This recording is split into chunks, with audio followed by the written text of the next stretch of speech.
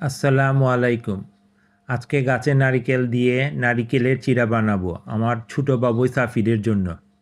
নারকেলগুলো পরিষ্কার করে নিয়ে এভাবে কেটে নিব। এই যে স্লাইস করে নিচ্ছি, দেখেন কি সুন্দর হয়েছে। পাতলা করে কাটবেন, যত পাতলা করবেন চিড়াটা তত মজা হবে খেতে। এই যে দেখেন কি সুন্দর স্লাইস করছি।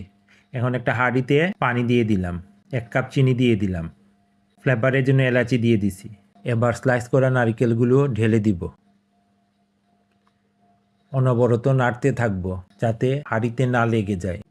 এই যে হয়ে আসতেছে আমার নারিকেলের চিড়া, বাদামি কালার ধারণ করছে। এখন আর একটু বেশি করে নাড়া লাগবে।